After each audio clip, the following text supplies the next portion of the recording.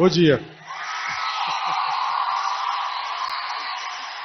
సినిమాలు చేసే టైం ఉందంటారా?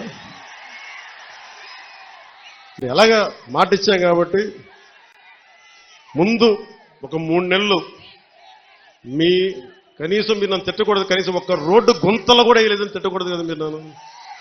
కనీసం గ్రామాలకి కొత్త రోడ్ల కంటే ముందు రోడ్లు గుంతలు పూడ్చి పాట్ హోల్స్ పూడ్చి మళ్ళీ మీరు తిట్టకూడదు కదా. నేను ఎందుకుంటే మళ్ళీ నువ్వు వెళ్ళి ఓజీ చేస్తామని మనల్ని క్యాజీ అంటే మరి నేను ఏం చెప్పను.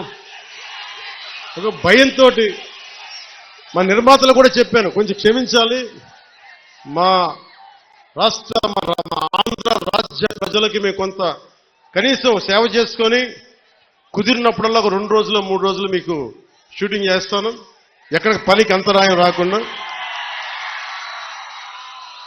ఓజీ చూద్దరు గారు బాగుంటుంది.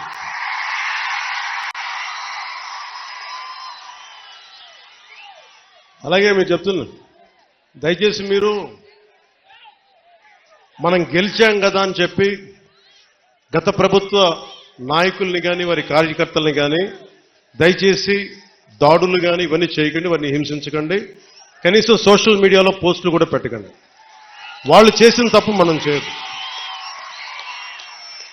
ఎవరిని. ఎందుకంటే మరీ చట్టాలని అధిగమించి కొంతమంది చేసి ఉండొచ్చు, అది పెద్దలు పివి నరసింహారావు గారు చేసినట్టుగా చట్టం తన పని చేసుకుపోతుంది. అందుకని మనం మటుకు దయచేసి ఎవరిని కక్ష సాధింపు చర్యలకి తీసుకురాకండి, అది మనకి మంచిది కాదు, మనం చేయొద్దు. అందుకని మీ అందరికీ సర్వం ఇప్పుడు సుఖం కలగాలి, మీరందరూ క్షేమంగా ఇంటికి వెళ్ళాలి.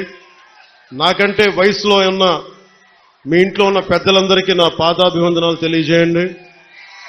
మా జనసేన